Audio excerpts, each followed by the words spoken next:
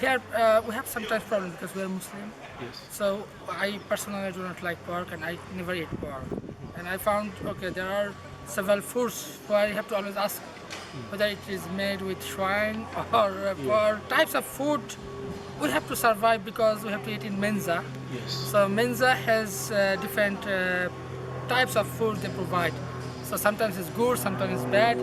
So we miss food, of course, from our country, of course, because we like or we fond of spicy food. Yes. Here there is no spicy. They put some salt, some pepper, and that's all. But we survive since long time, and now we get used to it. Yes. So I can see that I cannot eat really spicy food as I should have been eaten before while I was in Bangladesh. Yes. So it also changed my Eating food habits. behavior. Yes.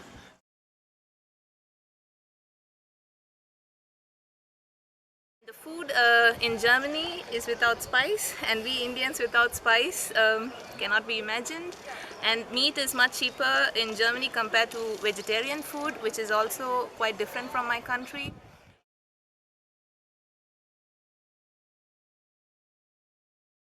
Mozambique is more or less similar to Indonesia. For example, the food, they have the food there, they call, I'm not remember what they call, but in Indonesia we call it rendang, and the taste is almost the same. And their main dish are rice. Same with Indonesia, and so do the Brazilian, they eat rice also.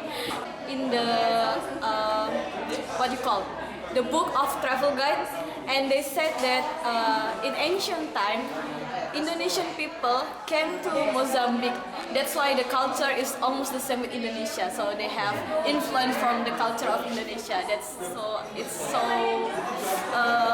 so excited for me that to know that Mozambique is almost the same with Indonesian culture.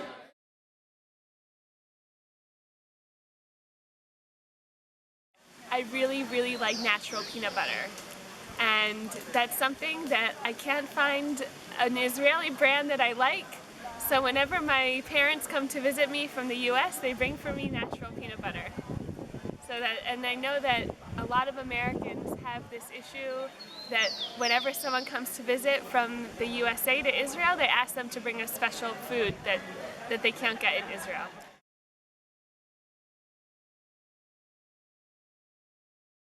So I'm vegetarian. Oh, yeah. So every Mexican would say to me or would ask me, so you won't find anything in Mexico without meat, but it's not true. So there are a lot of foods, very yummy foods in Mexico, traditional food which I can eat. For example, gorditas, which are filled with potato or with cactus or with other vegetables or cheese and so on, or tlayudas, which is a fried tortilla, a huge one with cheese and avocado and so on, and all the fruits there. It's very delicious, and also although I love Germany too, but the food is better in Mexico, I guess, because the people still take a lot of time in order to prepare meals.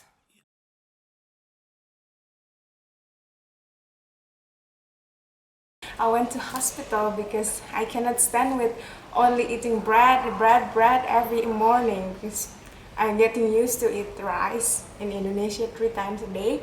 And I just cannot stand it with the hard bread, and the brown one from German bread. It really makes me feel sick about it, and I went to hospital. The ambulance even come to pick me up in the dormitory. And before that, I was asking for help from my friend in the dormitory, but he cannot speak English, and I cannot speak German either. So we're just talking with hands and everything. Said that I really cannot stand with my stomach is really painful. He still cannot understand, and just say, please call someone who can speak English. And then suddenly, and finally he realized that it cannot work with our language. And then I went to the hospital by ambulance, and I stayed for 3 days there, and then it was really terrible because also the doctor cannot speak English, so he cannot tell me actually where is it. And then my friend from the Netherlands called the doctor and said something in German, and then he picked me up from the hospital. Yeah, it was really terrible experience.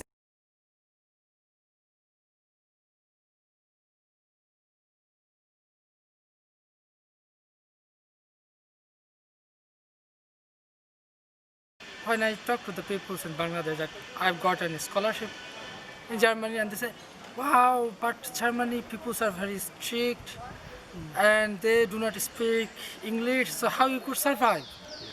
So when I enter into the airport, even the police officer said, welcome.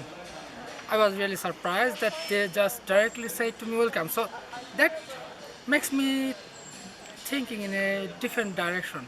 Okay, so what I heard in Bangladesh regarding Germany, it turned out that it's a completely different environment here.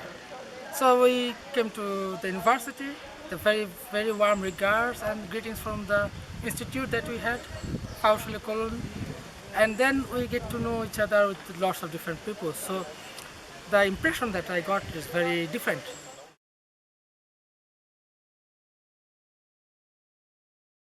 Greeting people on the road, unknown people on the road and saying hello. And finally, in the buses, to sit next to male passengers. In India, we have the structure where we sit according to gender, but here it was together. And then also to greet people by hugging. Shaking hands is something which is coming into vogue in my country too, but hugging was the next step.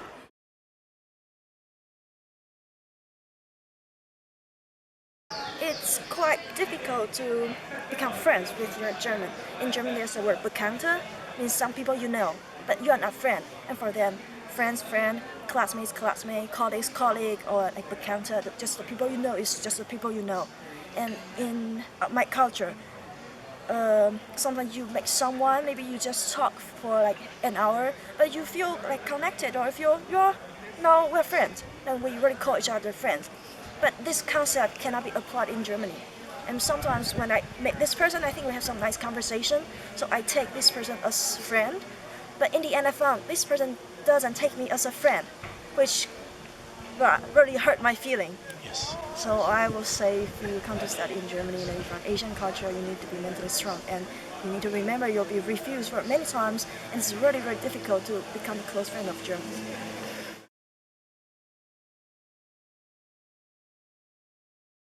People were very excited to meet an American so they could practice their English. And so I had a great experience that I would be able to practice my Hebrew and they would practice their English with me. So I was very well received, thankfully. Well received, yes.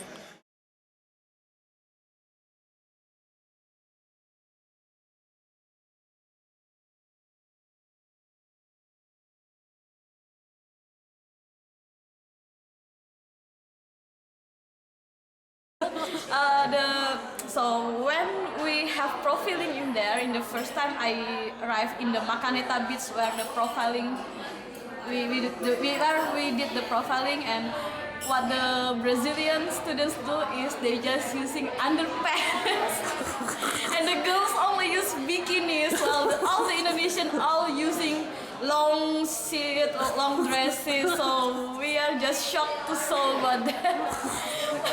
That's unforgettable memories for me.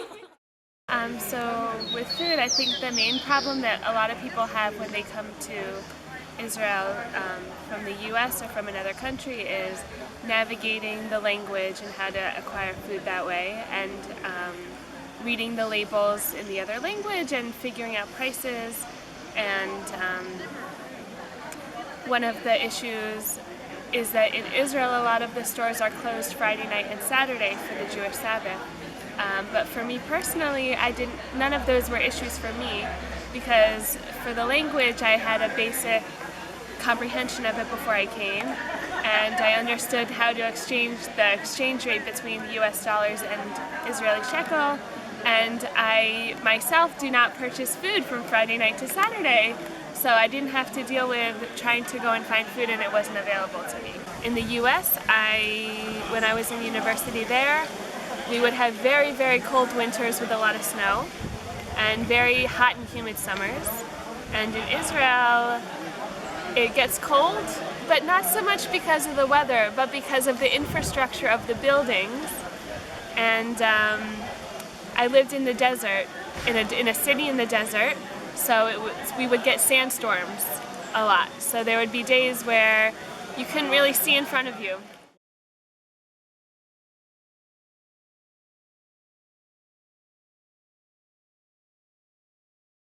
When I was in the public transport, I was alone with my hijab, and then there's one grandmother, like really old, speaking to me in German, and I think that she's kind of angry or something, and then suddenly she just yelled at me and said that I'm a terrorist.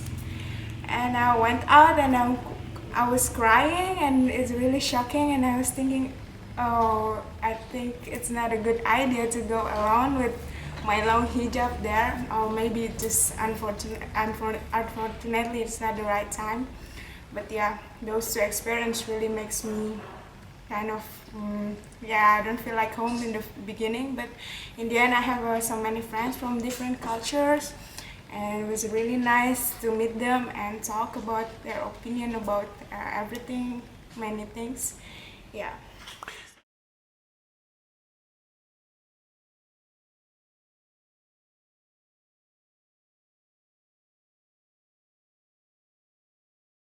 All the people have reasons in order to celebrate every day or every week, and you won't stay alone for a long time, so you will always meet friends. And on the other hand, Mexico has a very dark side, so it has a high grade of violence and of hunger and poverty and so on. And you can see both sides of the country every day. So the very good and positive side of Mexico with a high value of the national traditions. And on the other hand, when you go through the streets, or when I go through the streets, I'm always kind of tense because I'm afraid, so that could happen something. And when I fly to Mexico, for example, and I arrive on the airport, I take all my expensive stuff off. Yes. And change my clothes and put my stuff out of my European bag into a little Mexican traditional bag and things like that, so that nobody sees me as a rich European person. And when I come back to Germany, then I feel freedom because I feel safe on the streets. So both countries, Mexico and Germany, have very, very positive sides and also negative sides for me. So I spend time on the streets with the people drinking fresh fruit juice, for example, and or I share with them time on the streets eating tortillas and so on. And in Germany, well, I'm more in my house, or I meet with friends in a bar or something like that.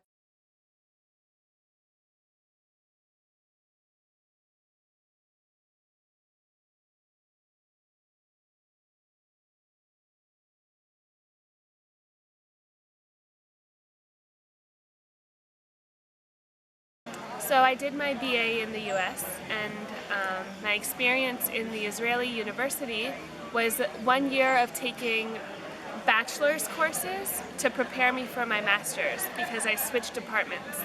And so I had the experience of taking bachelor's courses in the US and in Israel, and it's very, very different. In the US, the degree is 4 years long, and you have almost 2 years of taking courses that aren't in your specialty, and like English, math, science, everything to give you kind of a core background in a lot of different subjects before you spend the last 2 years focusing on your specific field. And in the Israeli university, almost all of your courses are in your specific field, and you don't really take more than 3 or 4 alternative subjects. And I much preferred the American system because I was able to get a background in a lot of other subjects before I specialized in my field.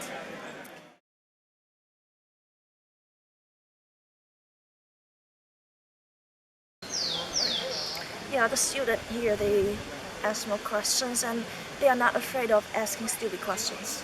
And for us, is either we don't want to ask in front of people, or we think maybe our question is too stupid, and maybe we can just check after the class, or we can discuss with the classmate later, or ask the teacher after the course. The interaction between the teacher and the student is much more interactive.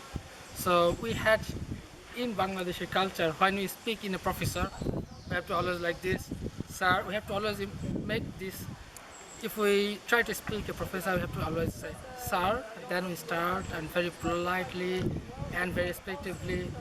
So here we have different perspective right now. We experience that they are much more friendly, very close and much more open.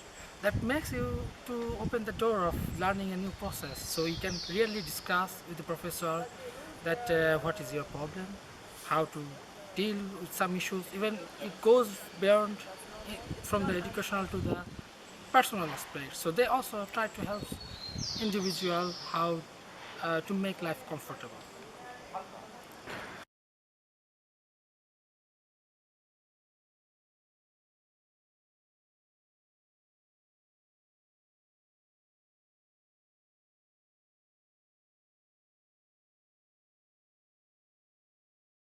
I have the feeling that there's a big difference between Asian and Latin American students. Okay, I also only experience Latin American students here in Germany or during the JSP, so it might be different inside their country.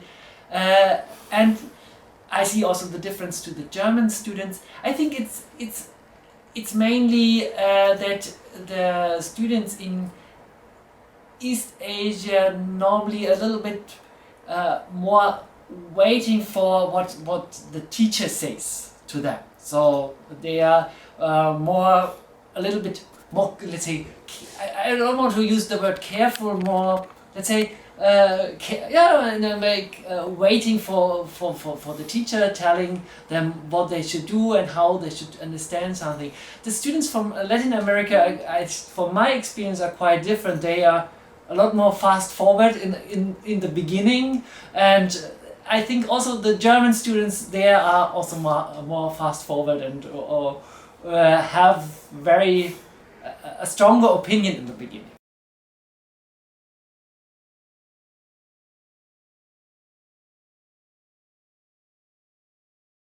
I think the heterogeneous groups are good as long as there is a project work based learning environment. Yes.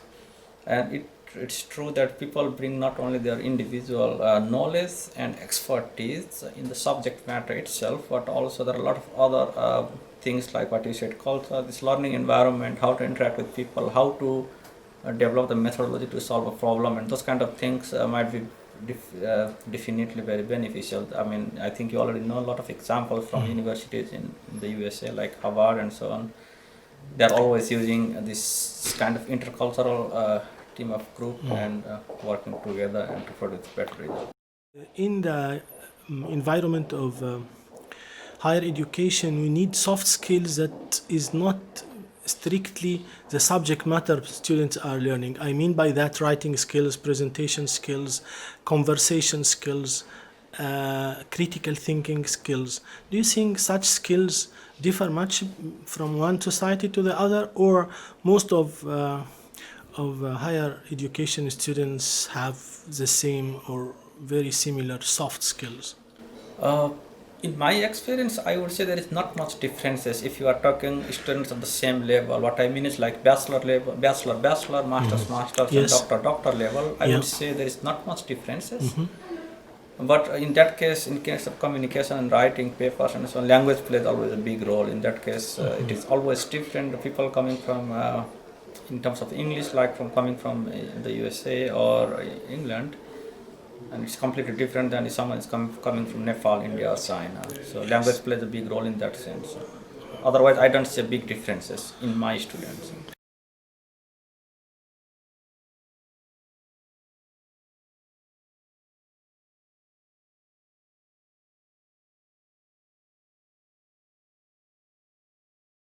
Yeah, what can I say? It's for me. It's Okay. always a very rewarding and exciting situation to meet those people in person. And well, while they are abroad, there is always some contact, but I think the most important, or for me, the very interesting part is to see the feedback after they return back home. So what we ask of them is a little report where they talk about their experiences, and that is something where I really get something out of it. So we see what the people did abroad and how their experience was. And for most of them, they are very, very excited about it, and they are kind of thankful as well for the opportunity they got. And a lot of them, they say it's a lifetime experience for them. In the reports they are submitting to you, Anna, do you find any mentioning of cultural experiences, or all the comments is related to the technical stuff? Do they mention anything about living experiences, different cultures, things like that?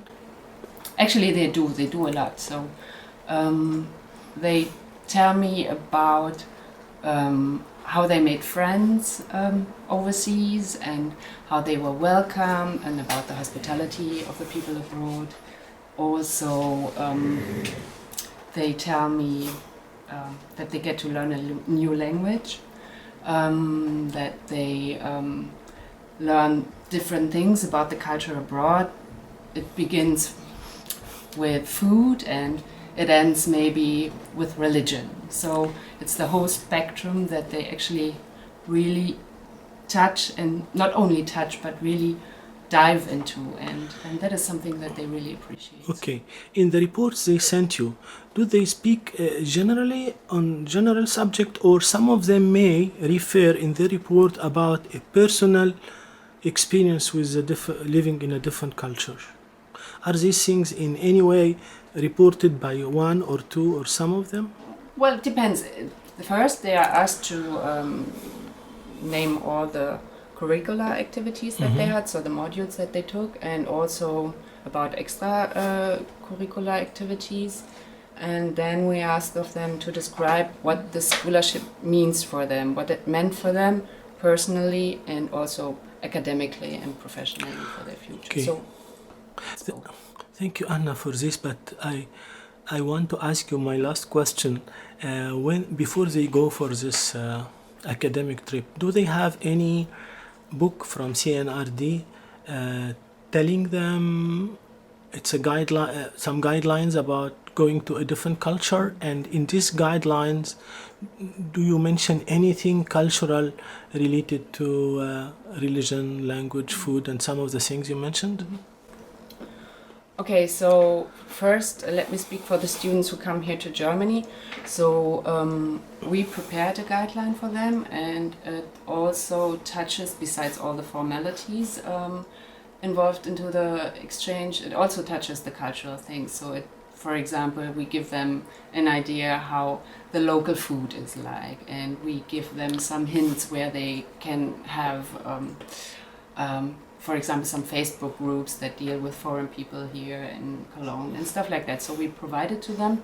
And actually, a lot of other CNRD universities have such a guideline as well. However, I have to say not all of them provided it yet, and we are still waiting for some universities to give us the guideline. Thank you. This is very useful information, because my one after last question is I would love to see a guideline for all the CNRD countries, something similar to the German guideline, so that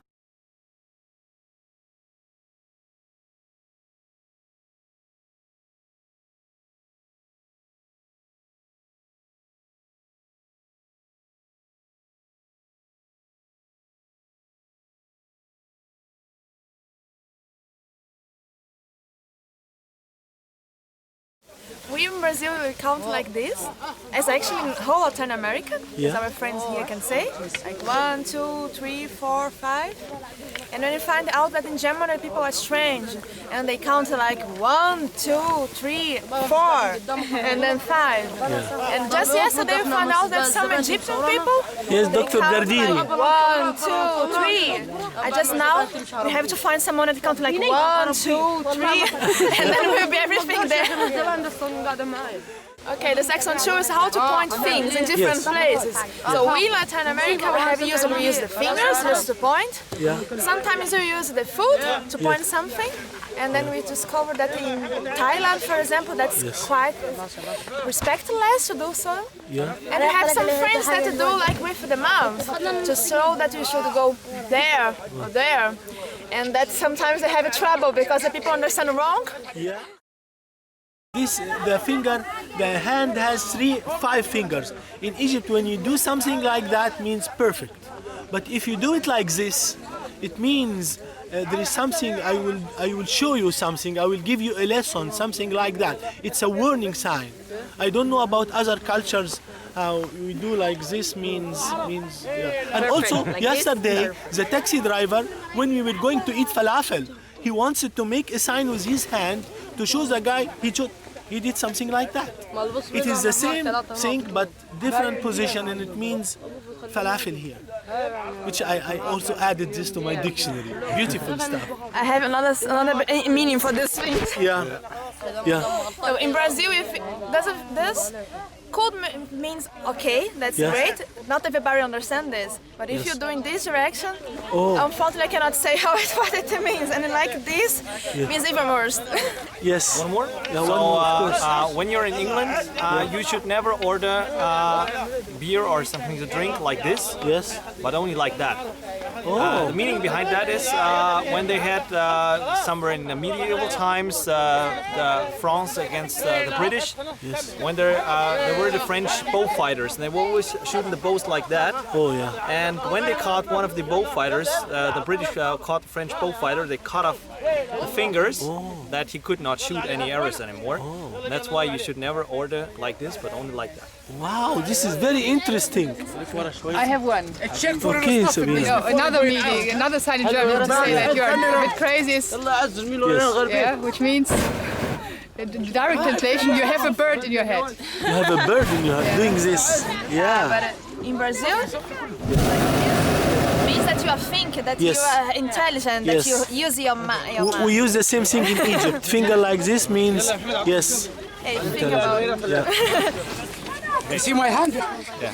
Hi. So I learned from my Egyptian student colleagues that when somebody is meant to be crazy or not a little weird, they do it like this. Yes. And in Germany we do it like this. And we do it like this. Oh my goodness. Okay, this is what they say when someone is crazy. You are crazy. Yes. They also look like this. Wow, thank you. Yeah, in Indonesia, something like this means you are crazy. Oh, thank you very much. Actually, the noise that coming from the sheep in Arabic or in Egyptian is ma. Ma. Yeah. And how about in Poland? I don't know. Meh. Yeah, meh is out. Because you have to see the difference between the goat and the sheep. So the goat would be meh. What? I did not In get Polish it's meh. Like if you play with a baby, you say kitty, kitty, kitty, kitty, kitty, something like that. How do you like talk to baby, make him laugh or persuade him to eat? And we say kuchi, kuchi, kuchi, kuchi, kuchi, kuchi, kuchi, kuchi. Kuchi, kuchi, kuchi. And the dog in Egyptian? How? In Poland? How? German? Wow, wow. And in Brazil? Ow, ow. Ow, ow. Mexico. Wow, wow. That is the Male chicken. Cuckoo, cuckoo. And in Poland? Cocorico. German? Kikriki. And Brazil? Cocoroco. So different than our friend from Nicaragua and most of the other countries in Latin America. In Brazil, we ask what? Like doing like this. What do you mean? And then you Yes. or it can also mean depending on the context. Something good.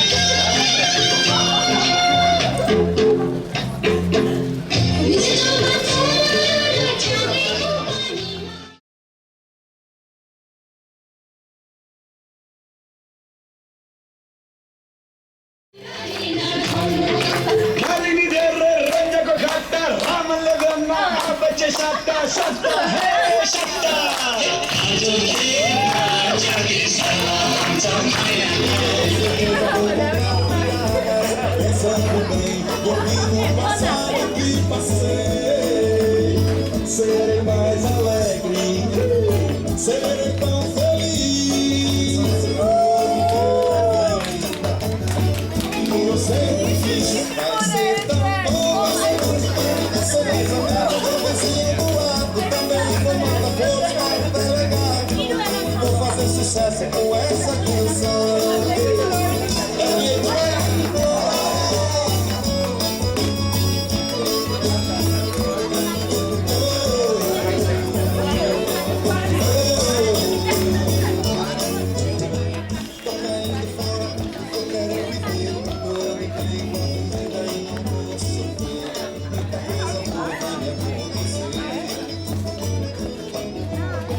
Hoje eu sou mais eu e quero ser feliz. O tempo não para, a vida continua. Vou sair da toca hoje eu vou